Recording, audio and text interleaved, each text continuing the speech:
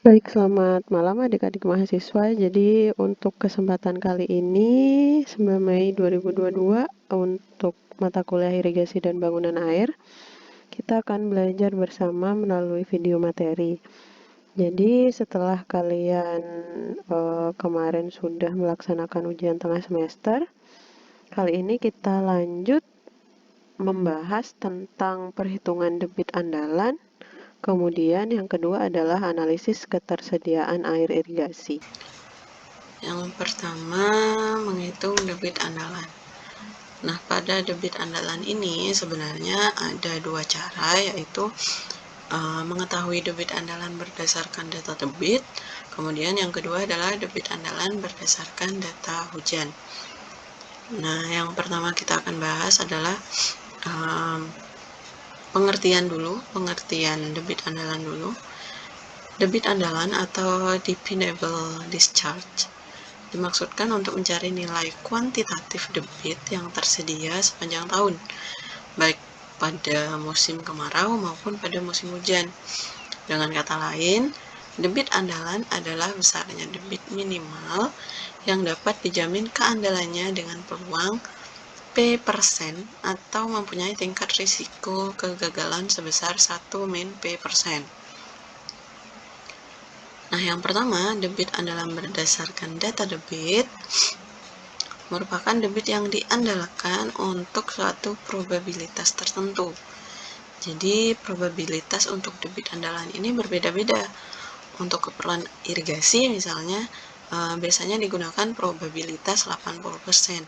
Jadi, peluang atau tingkat risiko kegagalannya adalah 20%.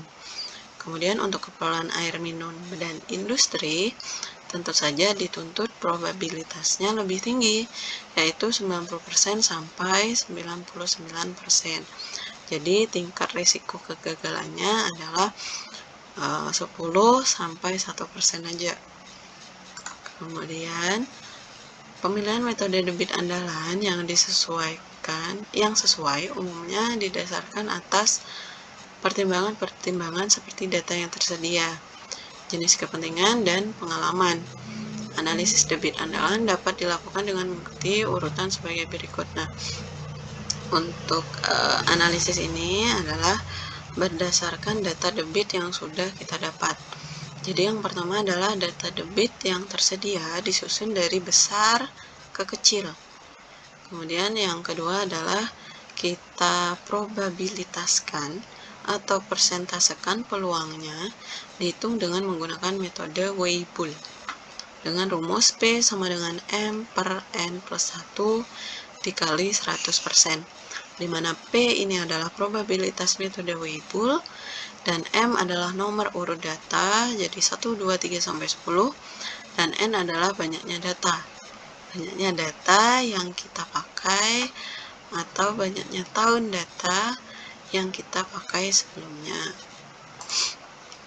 Nah, misalnya di sini ada contoh debit andalan berdasarkan data debit. Jadi tabel ini sudah hasil rekapitulasi dari data. Jadi dari data yang kita dapat dari dinas terkait, kita kelompokkan. Jadi setiap bulannya itu ada 2 periode, 15 harian pertama dan 15 harian kedua. Jadi angka ini adalah rata debit 15 harian pada Januari periode pertama di tahun 2010. Kemudian yang kedua 4,2 ini adalah rata 15 harian periode kedua pada bulan Januari di tahun 2010.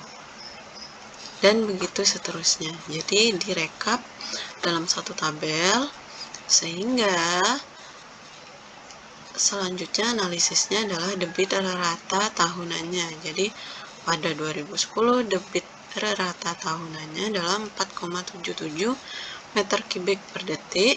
Kemudian 2011 sekian sampai 2019 adalah 12,79 meter kubik per detik. Jadi data di sini adalah 10 tahun terakhir. Setelah itu, data debit rata tahunannya dikelompokkan lagi dengan tabel yang lebih simpel. Ada nomor, ada tahun, dan debit rata tahunannya. Seperti ini. Kemudian selanjutnya adalah ranking debit.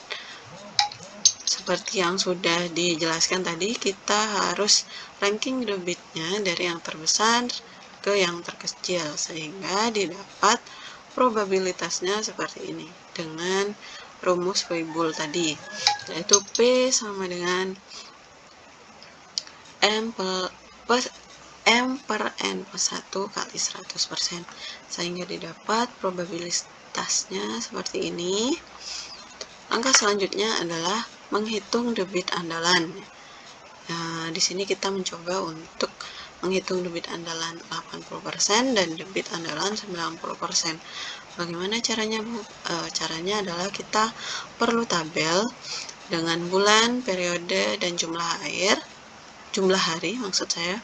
Jumlah hari ini masih sama jumlah harinya. Nah, yang kedua yang berbeda adalah bagaimana kita menentukan debit andalan. Menentukan debit andalan 80%, kita harus cari probabilitasnya. Nah, probabilitas 80% ini didapat di tahun data 2011 dan 2012.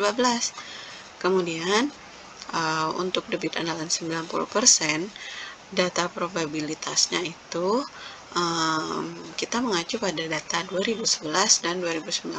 Jadi, ring antara ini kita mencarinya dari sana. Nah, itu berdasarkan hasil ini ya.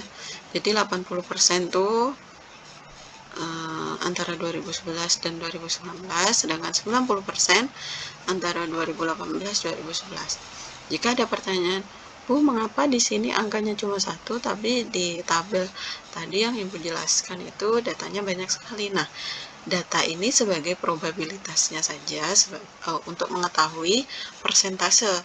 Nah, sedangkan data yang banyak tadi tetap dari sini. Jadi 2011, 2012 pakai data ini, kemudian 2012, 2018 pakai data yang ini. Oke, sudah paham ya? Selanjutnya adalah untuk mencari 80% atau data debit antara ini, kita pakai interpolasi. Jangan sampai kalian lupa bagaimana menghitung interpolasi. Kalian harus search, kalau memang lupa harus search lagi di Google dan catat itu agar tahu angka ini dari mana. Nah, setelah interpolasi, kemudian di sini juga interpolasi sampai bawah sehingga didapatlah debit andalan Q80 ratanya 4,65, sedangkan debit andalan Q90 ratanya 1,33. Nah, selanjutnya setelah ada tabel Q80 dan Q90, untuk lebih jelasnya biasanya kita buatkan grafik. Nah, grafik ini bisa mempermudah kita lebih paham. Jadi coba dilihat saja, Q andalan 80 itu lebih di atas grafiknya, sementara Q90 lebih di bawah dia debitnya.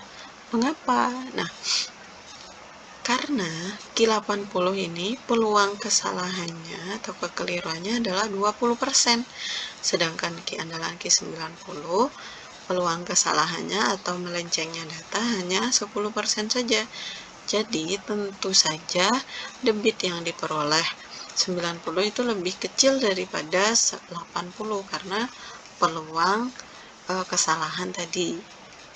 Oke, dari sini tentu paham ya. Nah, selanjutnya adalah debit andalan berdasarkan data hujan. Nah, di sini untuk debit andalan berdasarkan data hujan, Ibu tidak mempresentasikan bagaimana rumusnya, kemudian contoh-contohnya. Ini untuk menghindari kebingungan kalian dan untuk mengefisiensi waktu.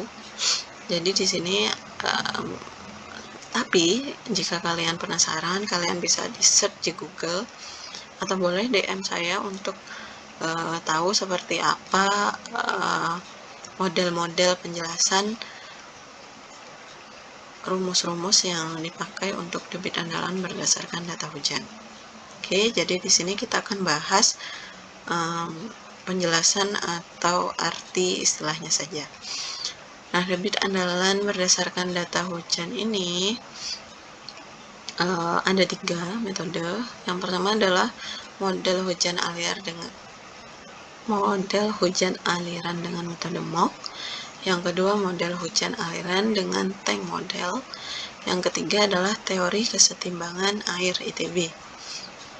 Yang pertama, model hujan aliran dengan metode MOOC. MOOC ini adalah penemunya pada tahun 73 dalam penelitian Sinaro di 87 menjelaskan tentang memperkenalkan model hujan aliran untuk diterapkan di Indonesia. Karena model tersebut mempunyai metode perhitungan yang relatif sederhana dan mudah penerapannya. Perhitungan dilakukan berdasarkan data curah hujan. Nah, jadi data yang diperlukan adalah data curah hujan, evaporasi atau penguapan, dan karakteristik hidrologi daerah tinjauan ya, diantaranya adalah luas das. Kemudian model MOOC dapat menghasilkan besarnya ketersediaan air di sungai. Jadi sama ya, nanti ujung-ujungnya juga akan menghasilkan debit andalan juga. Yang kedua adalah model hujan aliran dengan tank model. Nah, konsep dasar dari metode yang dibuat oleh DRM Sugawara ini adalah meniru daerah pengaliran air sungai. Nah, jadi dia mempresentasikan atau mengilustrasikan pengaliran sungai dengan menggantikannya dengan sejumlah tampungan yang digambarkan sebagai sederet tangki. Jadi sesuai ya, namanya tank model, jadi menggambarkannya dengan sederet-sederet tangki. Dan yang terakhir yang biasa digunakan yaitu metode kesetimbangan air ITB. Metode kesetimbangan air ialah proses keluar masuk dan storage air dalam suatu ruang tinjau dengan menggunakan hukum kekekalan massa, maka kalau dijumlahkan akan sama dengan 0. Jadi seberapa air itu disuplai itu sama dengan berapa yang keluar dan berapa yang digunakan dan berapa yang di keep atau di storage. Oke, misalnya nih ada 10 meter kubik yang disuplai, kemudian ada danau yang storage-nya 6 meter kubik, kemudian dipakai irigasi 3 meter kubik dan untuk domestik 1 meter kubik. Hasilnya adalah 10 dikurangi 6 dikurangi 3 dikurangi 1 itu sama dengan 0. Jadi ilustrasi sederhananya seperti itu. Kemudian lanjut lagi, teori kesetimbangan air selanjutnya dicoba dikembangkan di kelompok keahlian teknik sumber air ITB Bandung. Pemakaian kesetimbangan air yang dikembangkan oleh kelompok keahlian teknik sumber air sipil ITB ini adalah untuk memperhitungkan ketersediaan air di sungai dan kesetimbangan air di petak sawah untuk mencari kebutuhan air irigasi dengan sistem irigasi zona akar. Nah, pada metode kesetimbangan air ITB ini ada faktor zona akarnya. Jadi setiap akar tanaman itu beda-beda. Setiap jenis tanaman itu zona akarnya beda-beda. Nah, jadi tabelnya seperti ini. Nah, metode kesetimbangan airnya.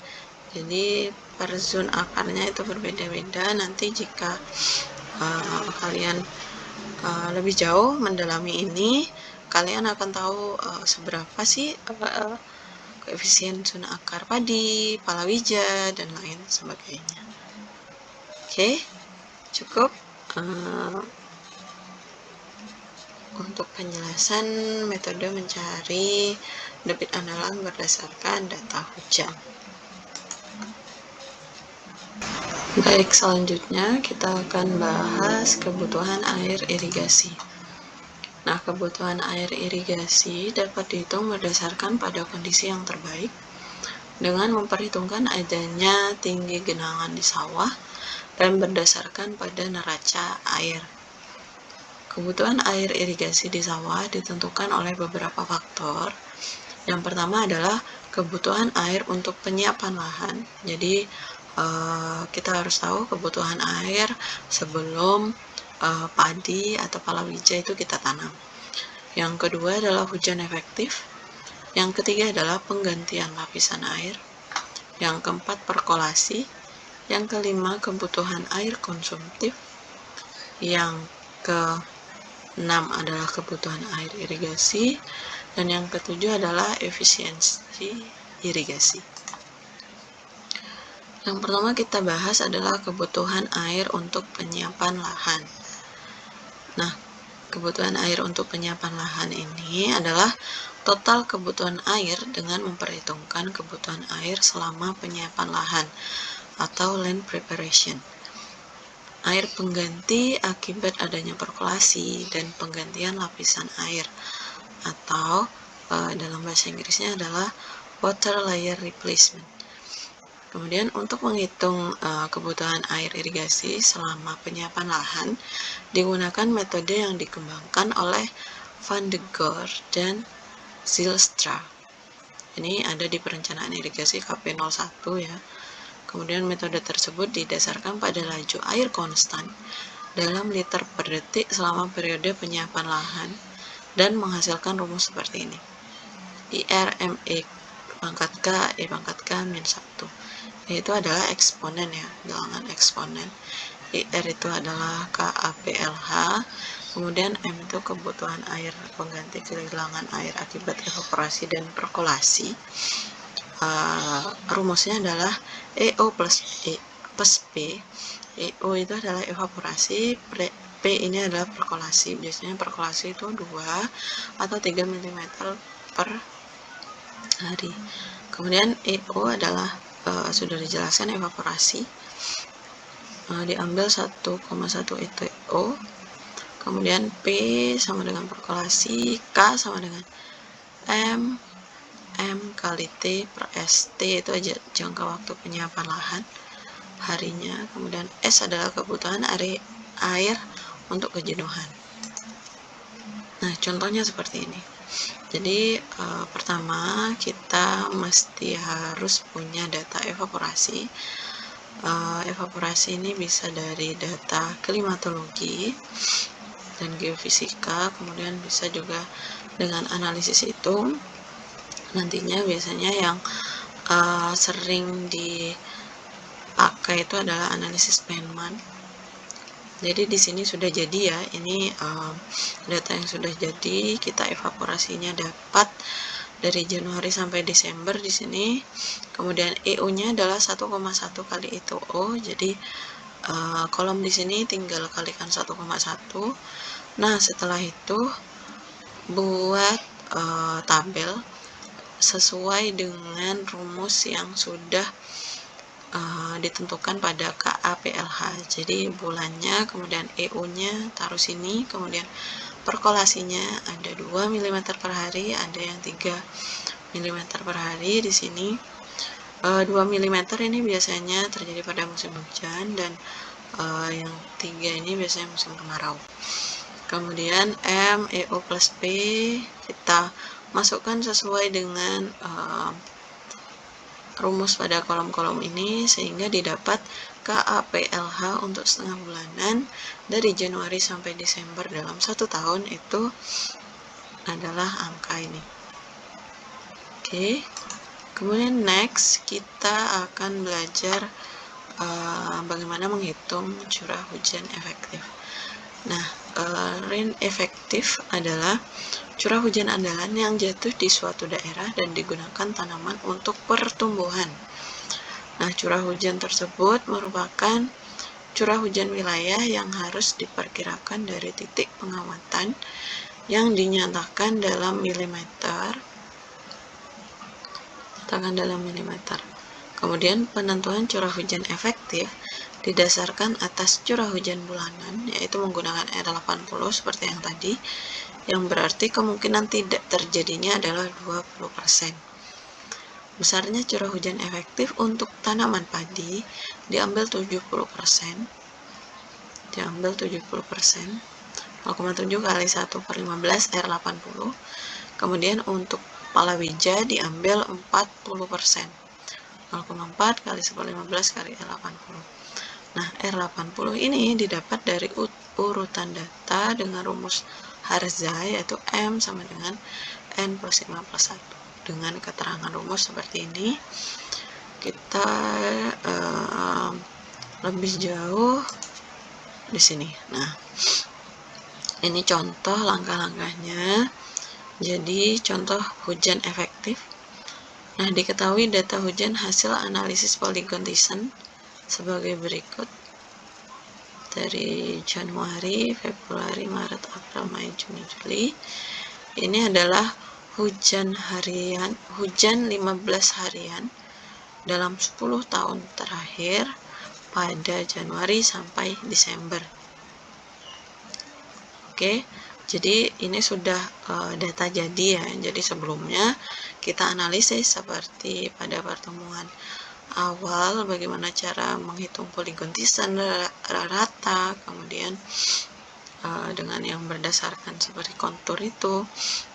Jadi datanya seperti ini, didapat tahunan hujannya dari 2010 sampai 2019, kemudian rata hujan selama 1 tahun adalah 98,3.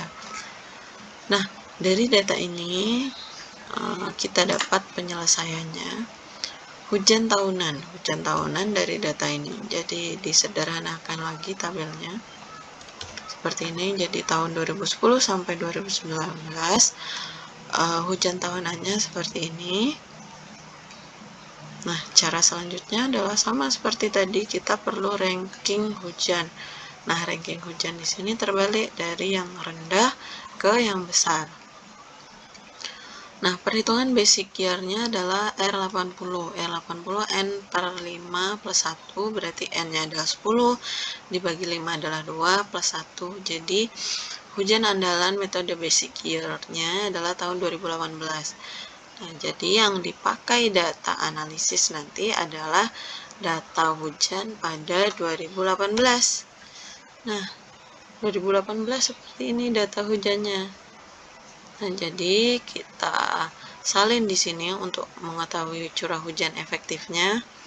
Kita salin di sini pada tahun 2018, kita sesuaikan. Kemudian bagaimana cara menghitung hujan efektifnya. Jadi kita memasukkan angkanya, jadi hujan kali 1/15 kali R80 yang ini ya. Jadi seperti ini, 0,7 kali 1/15 R80. Jadi yang ini 0,7 kali 1/15 kali ini. Kalau palawija adalah 0,4 kali 1/15 kali R80 ini. Jadi semua ditarik rumusnya, hasil hujan efektif padi dan palawijanya ketemu seperti ini. Oke. Kemudian selanjutnya adalah mengganti lapisan air atau water layer replacement. Kebutuhan air untuk mengganti lapisan air ditetapkan berdasarkan standar perencanaan. Nah, biasanya besar kebutuhan air untuk mengganti lapisan air adalah 50 mm per bulan atau 3,3 mm per hari selama 1,5 bulan. Selama sebulan dan 2 bulan setelah transplantasi atau awal tanam. Nah, nanti jauh lebih jelas nanti pada contoh. Kemudian perkolasi. Perkolasi diartikan sebagai kecepatan air yang meresap ke bawah atau ke samping tanah. Perkolasi merupakan faktor yang menentukan kebutuhan air tanaman atau ETC, evapotranspirasi konsumtif. Laju perkolasi sangat tergantung kepada sifat-sifat tanah dengan mempertimbangkan hal di atas. Karena belum ada hasil penelitian yang detail tentang perkolasi pada suatu daerah irigasi tertentu, maka besarnya perkolasi untuk Provinsi Bali diambil secara seragam, yaitu 3 mm per hari pada musim kemarau seperti yang dijelaskan tadi ya, dan 2 mm per hari pada musim hujan. Nah, hal ini sudah ada pada perencanaan jaringan irigasi pada KP 01. Selanjutnya adalah ETC, kebutuhan air konsumtif. Nah, untuk perencanaan teknis irigasi, penilaian atas jumlah air yang dibutuhkan untuk suatu areal irigasi tidak memisahkan antara evaporasi dan transpirasi. Dalam hal ini, proses terjadinya evaporasi dan transpirasi bisa dalam waktu yang bersamaan, sehingga dapat disebut evapotranspirasi. Jadi, evapotranspirasi itu adalah terjadinya evaporasi dan transpirasi. Nah, kemudian dalam teknik irigasi, nilai evapotranspirasi ini dianggap sebagai kebutuhan air konsumtif tanaman atau consumptive use, yang besarnya dianggap setara dengan evapotranspirasi potensial. Kemudian formula atau rumusnya adalah ETC sama dengan KC kali itu O.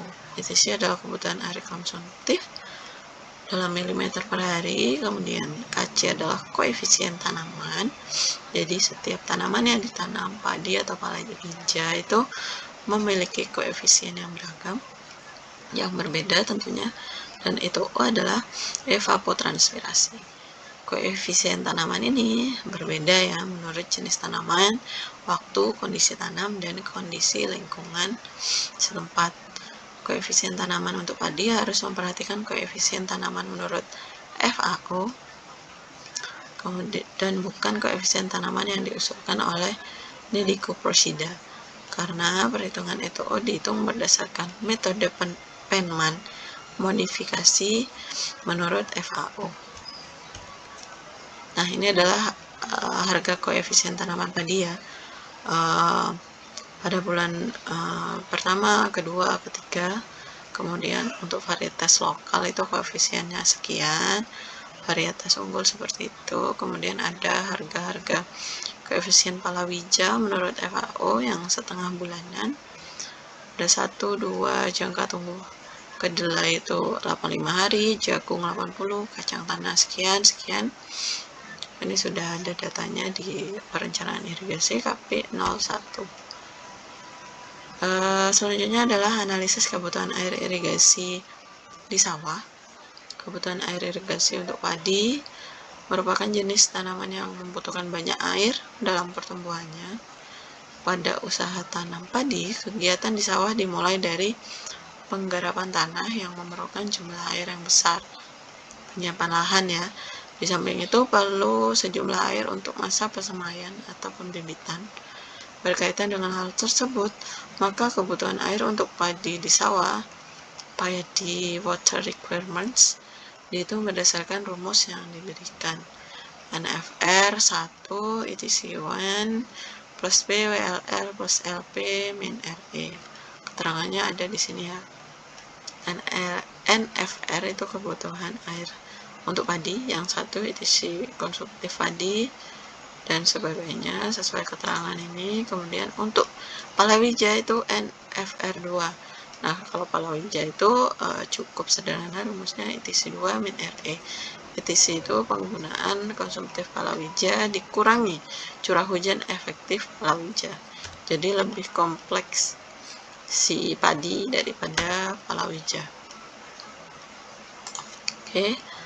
Kemudian selanjutnya adalah analisa kebutuhan air irigasi di bangunan pengambilan. Nah, ini simbolnya adalah NFR. Jadi analisis kebutuhan air irigasi ini berdasarkan pengambilannya.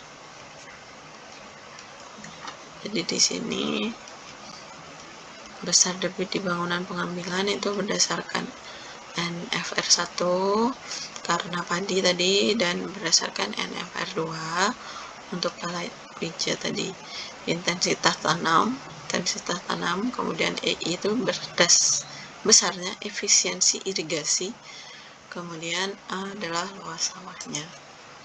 Nah, efisiensi irigasi itu bagaimana, Bu? Nah, efisiensi irigasi itu biasanya berdasarkan jaringannya, jaringan irigasi utama atau petak tersier dan keseluruhan.